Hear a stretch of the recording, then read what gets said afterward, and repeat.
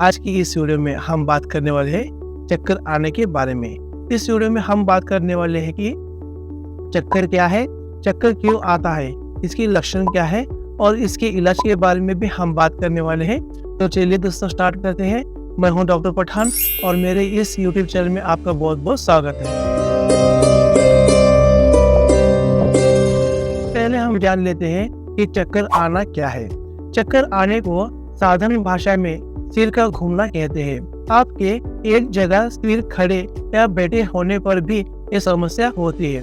चक्कर आना एक ऐसी स्थिति है जिसमें हम एक अलग तरह की उत्तेजना जैसे कि बेहोश आना, कमजोरी और अस्थिरता को महसूस करते हैं। डॉक्टर से मिलने के कुछ सामान्य कारणों में चक्कर आने को भी शामिल किया जाता है।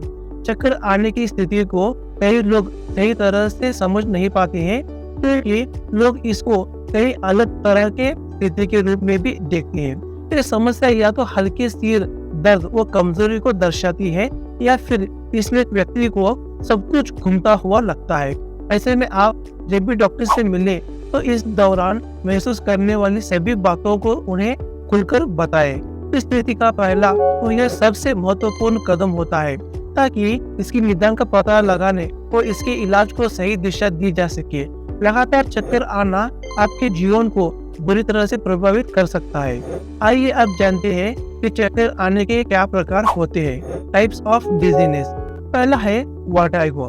इसमें आसपास की वस्तुएं घूमती हुई नजर आती है और बहुत बार लोग इससे इतने परेशान हो जाते हैं कि उनको जी मिचलाना और उल्टी की समस्या भी हो जाती है।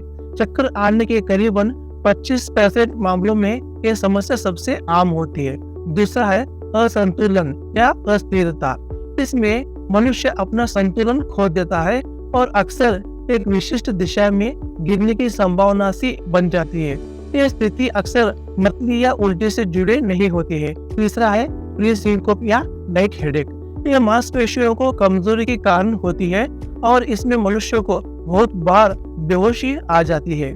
चार है गैर विशिष्ट चक्कर आना। ये मनोवैज्ञानिक कार्य से होता है और यह कभी कभी हाइपरवेंटिलेशन की वजह से भी हो सकता है। अब बात करते हैं चक्कर आने के कौन कौन से लक्षण होते हैं। पहला है खड़े होने या बैठने पर नियंत्रित खोना। दूसरा है सिर का एक तरफ झुक जाना। तीसरा है हल्के सिर दर्द और बेहोशी महसूस करना। चार है किसी एक स्थिति में बैठने या रहने में मुश्किल होना। 5 है खुद को आगे और पीछे की ओर गिरता हुआ महसूस करना। 6 है नीचे जमीन को देखकर अपनी स्थिति का पता करने की प्रवृत्ति करना।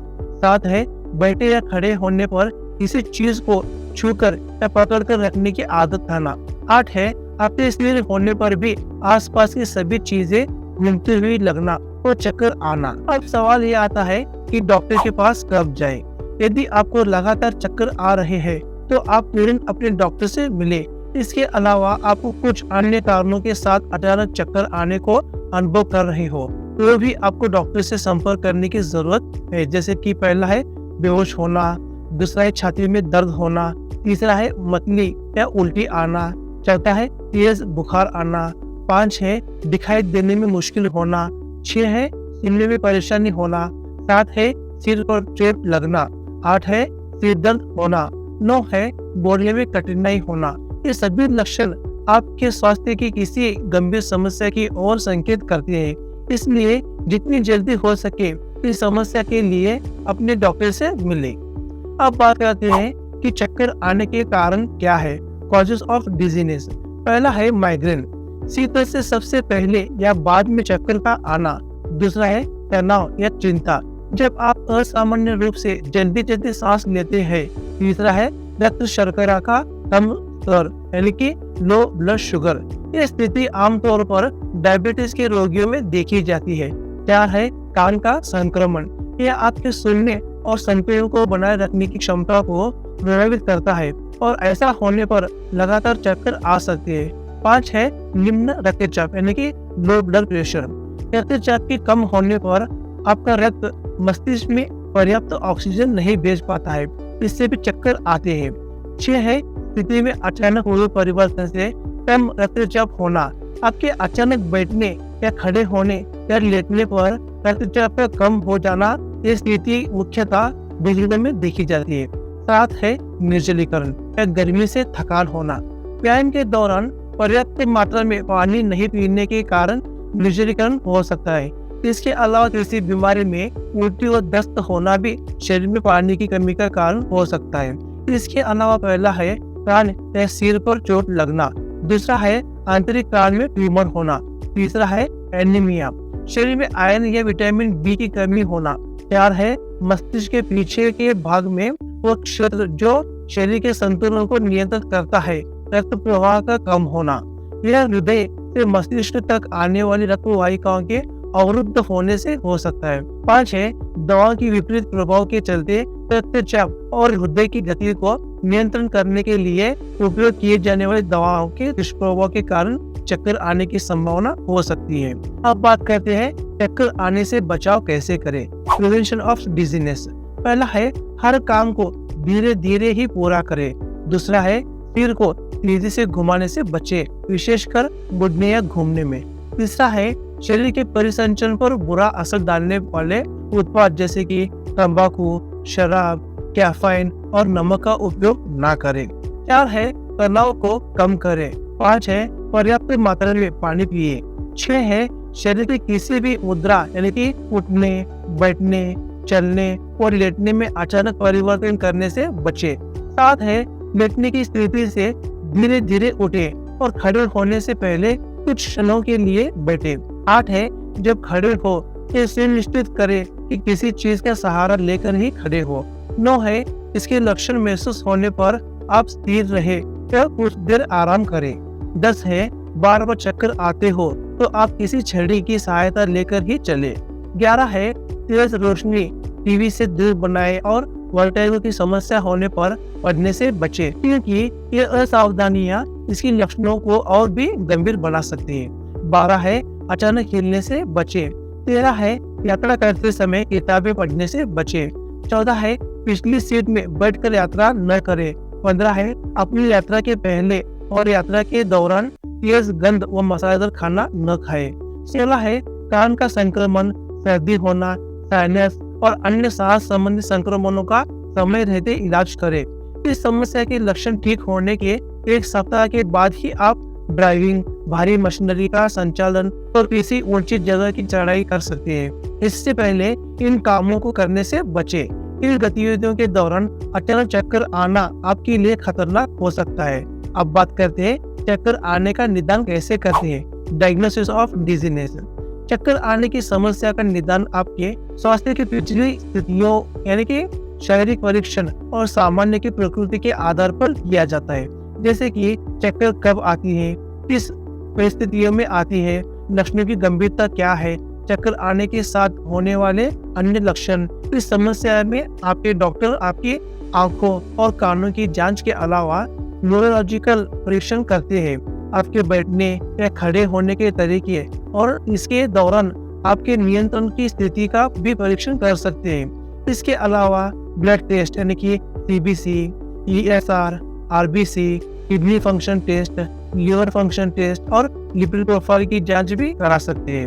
वहीं इसके कुछ संदिग्ध कारणों के आधार पर इमेजिंग टेस्ट जैसे कि सीटी स्कैन, एमआरआई स्कैन भी किया जा सकता है। अब बात करते हैं चक्कर आने का इलाज क्या है। Treatment of dizziness. इसके उपचार के तरीके रोगी के चक्कर आने के कारणों पर निर्भर करता है। चक्कर आना अक्सर कई अन्य बीमारियों की ओर भी संकेत करता है। इससे होने वाली बीमारियों या स्थितियों के इलाज से चक्कर आने के लक्षण में सुधार हो सकता है। ज्यादातर मामलों में घरेलू उपचार और चिकित्सा उपचार से आप चक्कर आने के कारणों को नियंत्रित कर सकते हैं। इसके उपचार में दवाएं और कुछ व्यायाम शामिल किए जाते हैं।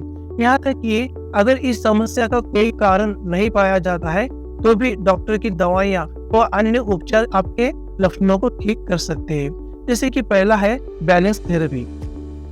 बैलेंस थेरेपी चक्कर आने पर संतुलन प्रणाली को कम संवेदनशील बनाने में मदद करने के लिए आप विशेष योगासन सीख सकते हैं। आंतरिक कान की दिक्कत के चलते चक्कर आने वाले लोगों में इसका उपयोग किया जाता है। दूसरा है मनोचिकित्सक यानी कि मनोवैज्ञानिक द्वारा परामर्श लेना। तो इस तरह की थेरेपी उन लोगों की सहायता कर सकती है जिनको चिंता के कारण चक्कर आते हैं। तीसरा है दवाओं की सहायता से चक्कर आने की समस्या को कम किया जा सकता है। 4 है मतली के लिए दवा लेना। आपके डॉक्टर मतली से तत्काल राहत प्रदान करने के लिए आपको दवा दे सकते हैं। 5 है चिंता के लिए दवाओं में डॉक्टर्स डायजेपाम या अल्ट्राजोनम जैसी दवाएं दे सकते हैं। 6 है माइग्रेन के लिए भी दवाओं का प्रयोग किया जा सकता है। कुछ दवाएं माइग्रेन की समस्या को रोकने में मदद करती हैं। आखिर में बात करते हैं जीवन शैली और खुद की देखभाल कैसे करें। चक्कर आने की समस्या आमतौर पर अपने आप ही सही हो जाती है, लेकिन यदि आपको बार बार चक्कर आ रहे हैं तो इन टिप्स की मदद ले सकते हैं। पहला है पर्याप्त मात्रा में तरल पदार्थ लें, पौष्टिक आहार का सेवन करें, इसके साथ ही पूरी नींद लें और तनाव से दूर रहे। दूसरा है यदि आपको किसी दवा के सेवन से कारण चक्कर आ रहे हैं तो डॉक्टर से मिलकर इन दवाओं को बदलने या इनकी मात्रा को कम करने में विचार करें। तीसरा है अगर आपको निर्जलीकरण व ज्यादा गर्मी के कारण चक्कर आते हो तो आप किसी ठंडे स्थान या जगह पर आराम करें और जरूरत के अनुसार पानी पिए। 4 है चक्कर आने पर नियंत्रण खोने की संभावना के बारे में आप सचेत रहें, क्योंकि अचानक नियंत्रण खोने से आपको गिरने व गंभीर चोट लगने की संभावना होती है। 5 है अचानक खड़े होकर चलने से बचे, वही चलने में स्थिरता बनाए रखने के लिए किसी छड़ी का सहारा ले।